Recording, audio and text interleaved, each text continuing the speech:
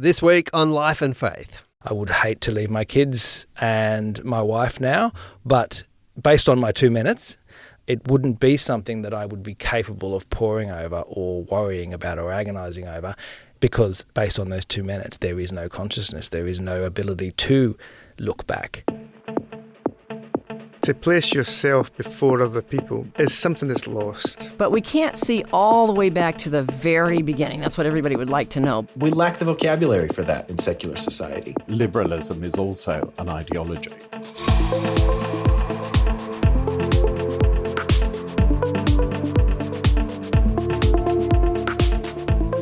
Welcome to Life and Faith from CPX. I'm Simon Smart. And I'm Justine Toe. And this week we're talking about death and mortality and attitudes to death. And it might sound a bit morbid, but I think this is going to be interesting, Justine.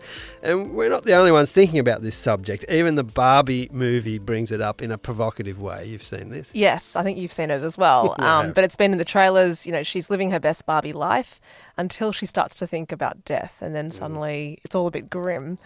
And she develops flat feet, which is a certain sign of mortality. You can find me under the lights, diamonds under my eyes. It's the best day ever. It is the best day ever. So is yesterday, and so is tomorrow, and every day from now till forever. Do you guys ever think about dying? When my world shakes. Cold shower, falling off my roof, and my heels are on the ground.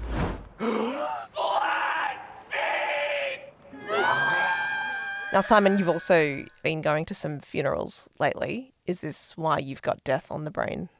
Probably. I have been going to funerals, sorry to say, but it tends to be at the moment anyway, friends, parents, or my parents' friends, actually, quite a lot of those, sometimes my own friends.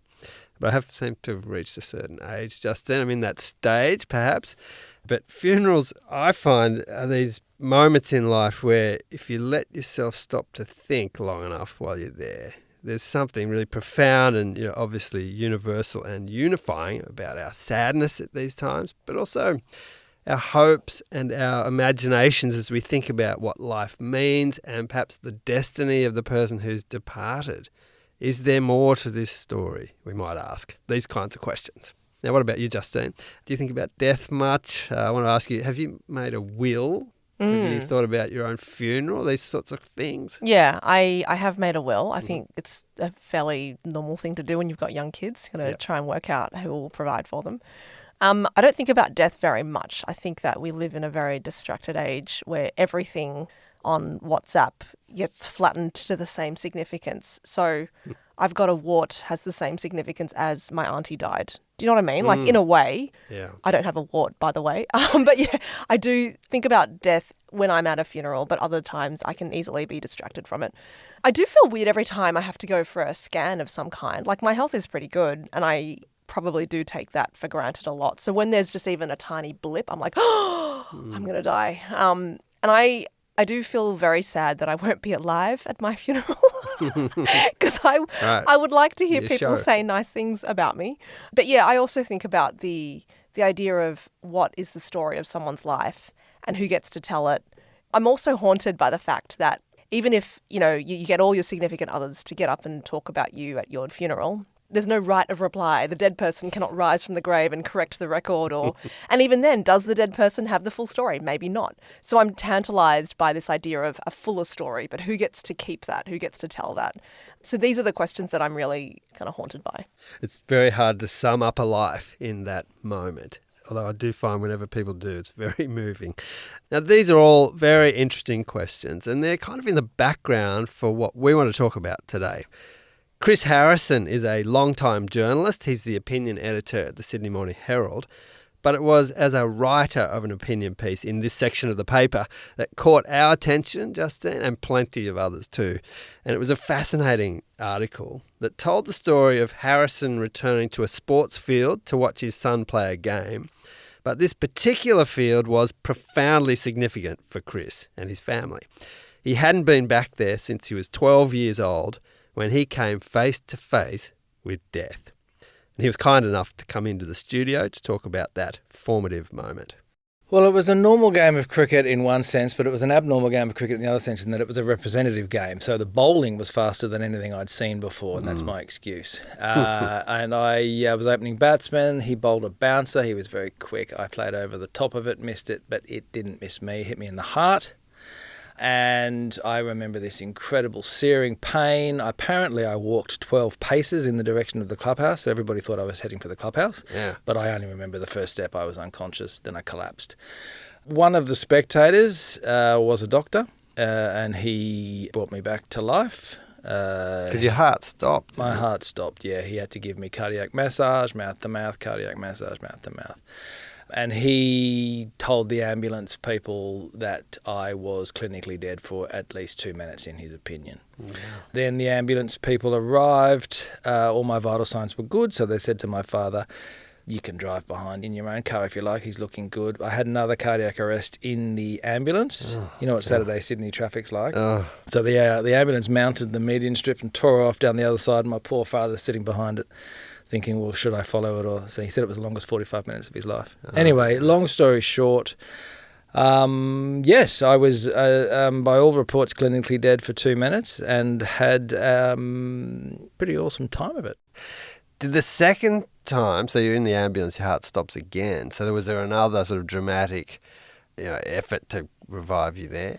Yes, but it was instantaneous. Like there was I wasn't clinically dead in the ambulance, apparently. They jumped straight onto me because they were right next to me. Yeah. But I didn't have an experience that I can remember in the ambulance, whereas on the actual grass I had an experience I can remember. You wrote about this in the Sydney Morning Herald, a very moving article about that. And it was the thing that led you to write this was that you had your own son's Saturday sport commitment. There was a particularly interesting one. Tell us about that. Yeah, look, I was just, what fathers and mothers do on a Friday night. They check which far-flung field they're going to have to take their kids to the next morning, and they groan, but, secretly they're happy because it's great when you get there. But, it's like, oh, God, what time do I get up? Have to get up tomorrow morning. And I saw the name of the field where the incident 30 years prior had happened, and I just froze because I had not been back there. Yeah. I'd never felt the need to go back there. And then all of a sudden I realised I had to go back there. And I felt very, very unusual about the whole thing. Yeah, tell us about that. Did it create a sense of anxiety or panic? What did it feel like? No anxiety or panic in me whatsoever, but for my child. It actually made me comprehend the experience for other people better than me, because I realised I'd never kind of, not apologised because I didn't need to apologise, but I'd never actually kind of held my dad and said to him, like, that must have been terrible for you rather than me. Yeah. Because I put myself now, I'm a father now, and he was a father then, and he had a mortgage to think about, he had his job stresses, he had to fit taking his son to sport, all the things going on in his life at that time. And I realised that if what happened to me happened to my son in front of me, I would have been an absolute mess. Yeah. So it kind of made me really appreciate my dad and my parents, what they'd been through, rather than what I'd gone through. It wasn't a selfish feeling at all. I had no problems going back there, but I did feel kind of weird about the whole thing. Did you nonetheless...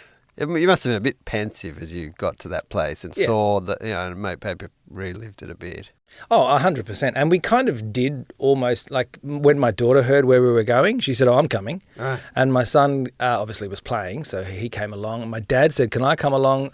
So we took a photograph on the my dad took 12 paces, towards the clubhouse, and he said this would be the actual place where it happened, because he was actually the square leg umpire, because it was a representative game. We were supposed to have two umpires, and only one of them turned up. So he was going square leg to help out with the broom, So he was actually on the field when it happened. Yeah. So he said, I remember it was here. So we stood there, we took a photograph for the Sydney Morning Herald, but it was all it was all very factual. The kids were all kind of wowed by the whole thing, but they didn't quite understand it. Yeah. But I guess it brought us all together. It was a nice time, and it was good to be able to explain to my children and my father what I've learnt from the experience. We'll return to Chris Harrison and his interpretation of that event a little later. But first we have an interview with Marianne Rozario from Theos Think Tank in the UK and the co-author of the report Ashes to Ashes, Beliefs, Trends and Practices in Dying, Death and the Afterlife. Simon, you spoke to Marianne about this report, which delves into what the trends are in the UK in attitudes towards death and dying and the afterlife, as well as the role of faith communities, it sounds like, in caring for people who are dying or who have lost someone. Yes, and it is the UK, but we thought we could draw some things from that for here in Australia and other parts around the world. And the report draws on a wide range of data. There's experts in the field, academics, death industry professionals, faith leaders and focus groups, that kind of thing. And they're asking questions around beliefs, what people think a good death is, for example, and practices and memorialisation of the dead, beliefs about the afterlife, these kinds of things. Here's Marianne Rozario from her home in the UK. We've kind of seen a trend of popular television programmes, podcasts, books, kind of all talking about the topic of death. People want to talk about it as a topic, but perhaps when they want to contemplate their own death or the death of a close loved one, they're a bit more hesitant. So when it becomes that kind of personalised sort of way, are they actually preparing for their own death? Perhaps not. Yes, and the reason for the listening, reading, talking is somewhat related to COVID and the pandemic and what's happened in those years. I think it is related to COVID in some ways, but I think it's sort of also before that. I think we've seen a trend in the number of podcasts, for example, increasing before COVID, but maybe all coming to a head during the COVID kind of pandemic. Obviously, during the pandemic, everyone was talking more about death. It was kind of the main topic on the news, everywhere, surrounded by us. So that conversation was very much there. But like I said, it's a topic of discussion. But is it being brought on a personal level? That's kind of the question where we're at now. So have we hit a point where we're kind of saturated by all this kind of death conversation around us? But has that led to anything more kind of practically on a personal level? Not sure. In Western countries like yours and ours, we've sometimes been described as a death-haunted culture. Interesting. I wonder if that has any resonance for you. Absolutely. I think it is there. Everyone obviously knows we're all going to die. But yet, does that mean that in our society we're more prepared for it? It's still, we want to avoid that conversation. We don't want to have those conversations with our loved ones about what do they want at the end of their lives? How do they want to be cared for? What does their funeral want to look like? It's this weird kind of topic that people know that maybe we should be talking about more, but too scared, too afraid, fear it, don't want to talk about it because it's too hard sometimes. Yeah, I've reached an age where not only am I continually seeing reports of people dying who were kind of institutions, you know, for me, people you think are always going to be there. And it's kind of a bit shocking, to be honest. There's certain stages of life, aren't there, that these things come into sharper focus.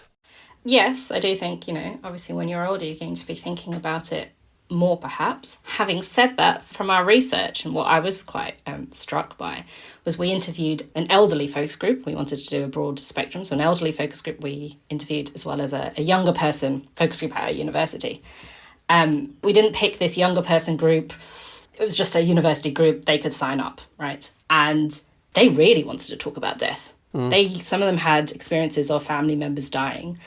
They were fascinated by the topic, thinking about concepts of the afterlife. We're thinking about funeral arrangements. And that really surprised me because I was expecting the absolute opposite. We wanted to say, have you thought about death before? And I expected the result to be, no, I have not. In contrast, when I spoke to the elderly focus group, obviously they had thought about these kind of ideas before, but it was very kind of, I don't really know what I want for my funeral. And these were people in their mid-80s in a kind of group that was designed to talk about death. But they had really interesting ideas of going, maybe I've changed my mind every kind of 2 years. I might want something different. I might want an alternative funeral now. That surprised me. What did people consider a good death and therefore a not so good death? That concept of a good death was contested. I would definitely say that to start with. Yeah. There were definitely people who said, I don't really like that concept. I don't really agree with it. What if you get hit by a car? Does that mean it's not a good death? However, having said all of that, there were kind of reoccurring themes, both based upon existing polling data that we analysed as well as our own. And there were kind of 4 categories that kind of emerged. One was that people didn't want to be in pain or to suffer. The second one was they wanted to die at home or being surrounded by their close loved ones. Thirdly, peace. They wanted to find reconciliation or some kind of peace at the end of their lives in terms of their relationships. And the fourth one was being prepared, whether that was practically, so writing wills, having their finances in order, having funeral arrangements prepared, that kind of thing. But also for some faith groups, it was making sure the rituals were adhered to according to their practices. So those kind of four categories emerged as the kind of main four. There were some nuances in some of them. For example, we spoke to a medical doctor who said, yes, a lot of people say one of the top things about what makes a good death is not being in pain.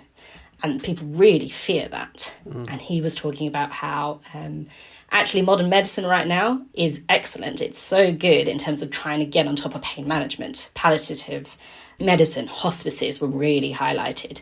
Excellent resources to get on top of pain management.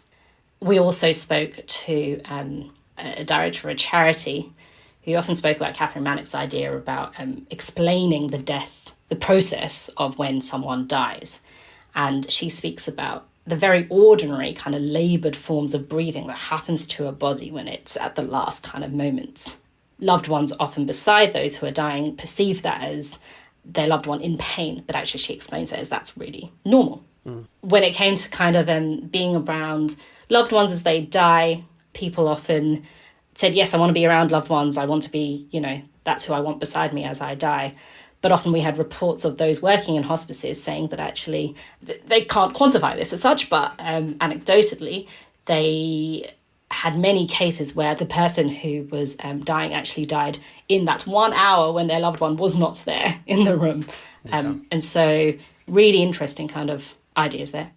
There's been a big change in a move away from organised religion and institutional church, for instance. And your report says that, I think I'm right in saying this, that less than 10% of people prioritise having spiritual or religious needs met, even at the point of death. Is that the case? Like people are still determinedly or consistently, let's say, secular in their approach?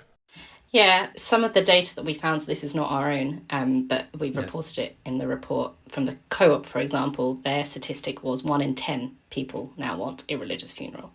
That was quite a shocking statistic for us in comparison to, about 50% of the population here, just under now, according to the last census being Christian, or ticking Christian on the census.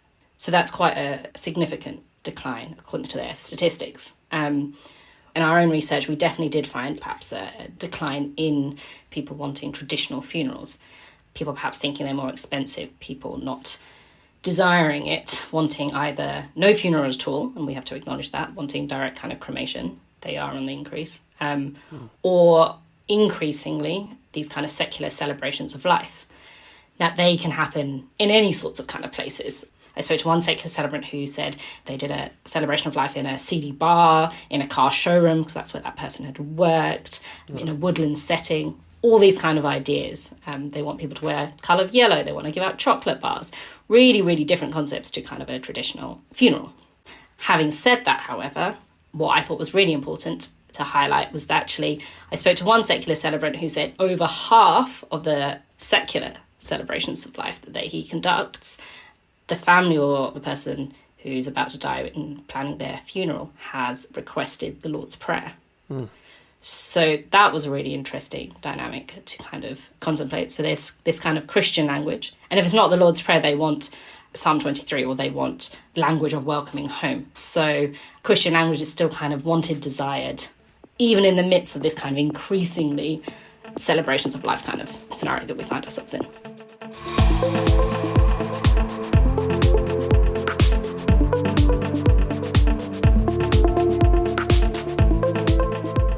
This is Life and Faith, and we're talking about death and mortality today. And I'm speaking with Marianne Rozario, who is the co-author of the report by Theos think tank in the UK titled Ashes to Ashes, Beliefs, Trends and Practices in Dying, Death and the Afterlife. And thinking about practices of memorialisation of the dead today, I read in the report that even in apparently secular services, there was very often an appeal to non-material things, spiritual things like praying to Mother Earth or the stars or some sort of power. And that's an interesting dynamic. We're not talking about an entirely materialistic sense of what's going on in these services. The non-religious are the growing category of people now, over 50%, according to the UK census.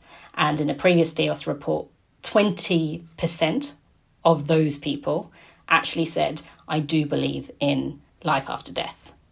So you would expect them not to, but actually 20% say they do. An interviewee that we interviewed for this Ashes to Ashes report said, I'm 100% not religious. I 100% do not believe in God, but I 100% believe that there is life after death. So all those kind of nuances come out. Was your sense, Marianne, as you went through this material, that faith communities really have a role here in dealing with bereavement and thinking about life and death and deeper questions? Because people maybe have no longer access to strong answers to these questions. Absolutely. There's a chapter at the end of the report where we kind of look at what's the role for churches and faith communities. And our kind of argument is that they have such an important and vital role to play, both as pastoral carers, but also as theological accompaniers. So they offer that kind of emotional, social, and importantly, spiritual support to those who face death and also to the bereaved. And as theological accompaniers, they walk alongside, that's their role, to walk alongside the dying and the bereaved, offering them just the space, the opportunity to really explore these kind of understandings of living in the context of dying. And I think what's really important is that, for example, the role of chaplains is that they journey with that dying person from the moment they're in contact with them, but also beyond their death to their loved ones that they leave behind, those part of their communities, those faith communities. Those faith communities are essential for those who are bereaved.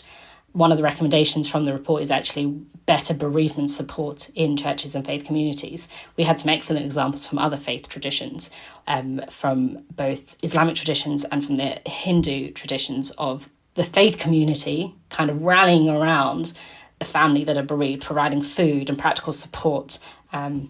We also had a really good example from the Centre for the Art of Dying Well, who have just set up a partnership with St Vincent de Paul's Society, and they are training end-of-life companions, they call them. So these are people, ordinary members of the public, who desire to volunteer as end-of-life companions to support those who are dying, the family of those who are dying, to support them, those kind of ideas. So it's not just leaders in these kind of faith groups, it's also that community support is essential. Yes, and I wonder if partly this sort of Western distance between us and death's been so sanitised and pushed off into corners that we never go until we're faced with this, with someone we love or our own situation. And it doesn't maybe seem the healthiest practice, actually. No, absolutely not. We do need to talk about this more. We do need to talk about it amongst our loved ones. And also we have to recognise that actually different members of the same family will believe different things. So actually telling your loved one your kind of requests, your desires to what happens to your body once you die is important. Don't assume that your children, your grandchildren know that. So having those conversations, I think, are really important. And yes, I think you're right. Western society, we kind of, you keep that apart. You don't want to have those conversations because it's hard. It is difficult. We spoke in a report a little bit about death cafes. A couple of focus groups were on death cafes. Those kind of networks were great at kind of talking about this subject a bit more. Yeah, tell me what that is. I saw that in the report, but tell us what these death cafes are. Yeah, so death cafes are kind of pop-up kind of networks in informal settings where they discuss the topic of death. Some people might have had a bereavement close to them. Others maybe are just interested in it. But just, groups to talk about death in a healthier way. We have other recommendations in the report that kind of suggest actually churches, faith communities could be doing more in terms of practical support. So will writing kind of sessions in faith kind of group settings, or helping people sort out their finances, or that kind of thing, kind of like practical ways, would also be of benefit for churches and faith communities to do. That was Marianne Rozario from Theos think tank in the UK. Now, Simon, let's go back to your conversation with Chris Harrison and pick up the thread here, because we've just heard about this incredible experience of playing cricket on a Saturday morning and then being struck over the heart by a ball and being clinically dead for 2 minutes. Yes, you don't often get to talk to someone No. who's gone through something like that. And come back. No, and I was very interested in the way that Chris interprets that experience. Now, naturally, he's spent time processing that event and what was going on for him in those moments, and also how that has influenced him in the way he's lived his life since. And he says that after the initial pain, what he experienced was not unpleasant. It was a state that he says he would have happily remained in, even though he's now glad that he didn't. Here's Chris again. Yeah, I mean, I'm frequently glad that I didn't. Look, what my memories of it, and this is something that I think about daily almost, even though I don't dwell on it and it hasn't affected me physically, possibly mentally, but not physically in any way, is the fact that my memories of it are, I believe, my memories of coming back. So everybody talks about the white light, the warmth and all those things, and I can 100% say that I experienced those things, right? There would be no motivation for me to say that I did experience those cliched things if I hadn't experienced them. But my genuine belief is that I experienced them as I was coming back, rather than as I was going in. Yep. And as I said in the article, most of the people who report that are people who have come back. Yeah. Because those goes without saying that those who didn't aren't here to tell us. Aren't writing too many articles. Yeah. And one thing I was at pains to point out, and this is that I speak for myself and I do not speak for other people's experience. And I have no interest in doing that. But based on my experience, I believe that that bright light and that feeling of warmth was as I was coming back. Yeah. Having said that, where I was just not a place where anything was wrong or bad or troublesome in my life. It was a state of nothingness. I was only 2 minutes in though, and this is another thing I point out in the article, is that I was 12. I hadn't really sinned by any stretch of the imagination. Yeah. Since the age of 12, I've done a few things, and I could possibly be heading in a different direction these days. I don't know, but it was a very peaceful state.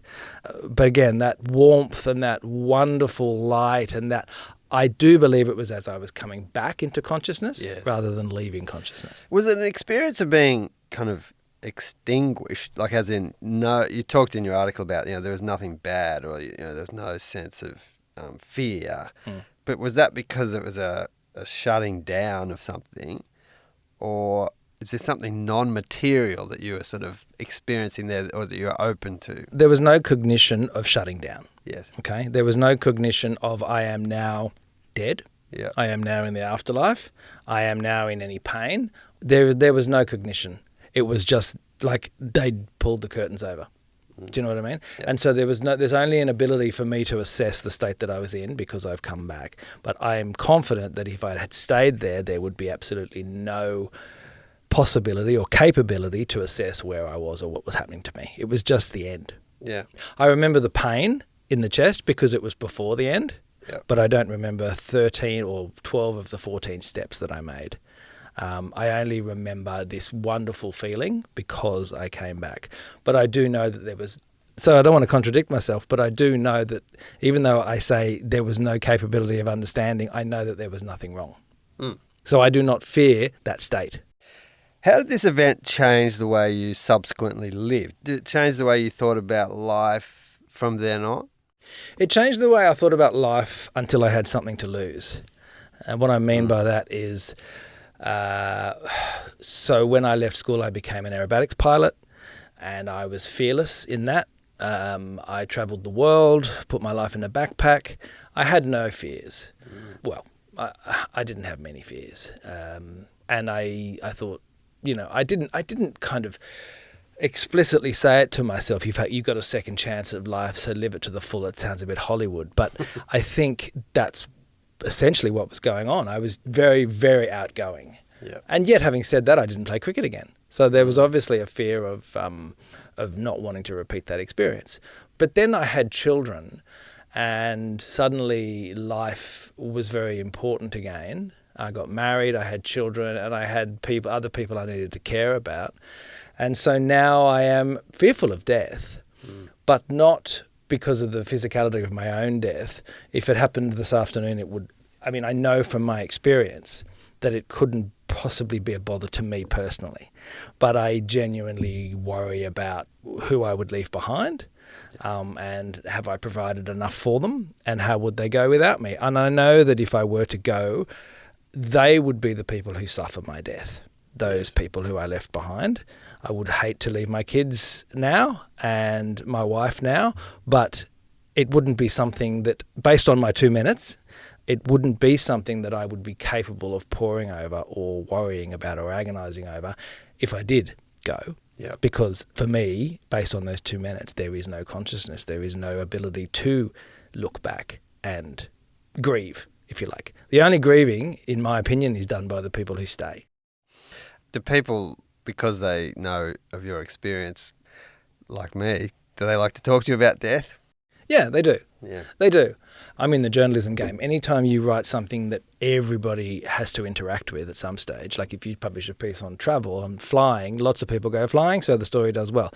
Death is the one thing that it's going to affect everybody. Yeah. And most people are frightened of it. The traffic on that piece was extraordinary. I mean, we're talking nearly 1 million views. Yeah. People through search still come across that story. Yes, a lot of people ask me about death and dying, and I say the same thing to all of them, which is what I have said to you. I do not fear death in any way based on my experience, not even in the slightest. But the problem is that people you leave behind. That's the issue. So the fear of death for me is that, not the actual physicality. And also, the least painful way to the grave would also be nice.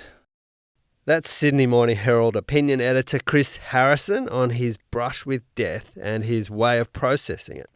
Now, Justine, while we were prepping this episode, the very well-known and loved New York pastor Timothy Keller died at aged 72, which feels young these days. He died of cancer, and he'd been battling that for some time. Yeah, this had become quite a theme in his recent years as a result. He wrote a small book on death just before his diagnosis. But it's also a very different thing to write a book about something and then to actually face your death, right? But apparently his son reported that Keller's final words said to his wife, Kathy, were, "There is no downside for me leaving, not in the slightest," which is I have no words. It's what a thing to say. I mean, he would recognise his family would grieve him and he wouldn't want to leave them.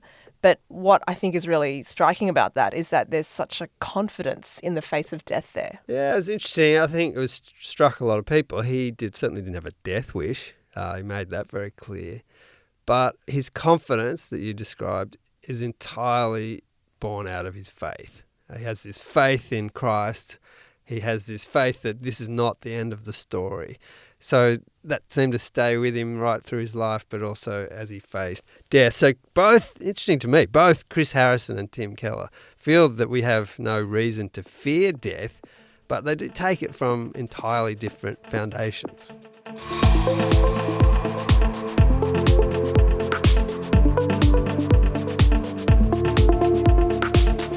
You've been listening to Life and Faith with me, Simon Smart, and Justine Toe. And if, as Marianne tells us, it's a healthy thing to think about death, to talk about death, and to think about what it means to live a full life, then hopefully we've helped you do that today. So thanks so much to Chris Harrison for coming to speak with us about his childhood brush with death. It's an amazing story. And also thank you to Marianne Rozario from Theos Think Tank in the UK. We'll put a link to their report in the show notes and also to Chris's article. And, as always, thanks to our producer, the illustrious Alan Douthwaite. Next week. Public life is exhausting. Elected public life is exhausting. It should be exhausting. I had the opportunity to talk to some new politicians who'd been freshly elected, and I told them to just remember that you're always at work. If something happens at 2 a.m. on a Sunday morning, you're at work.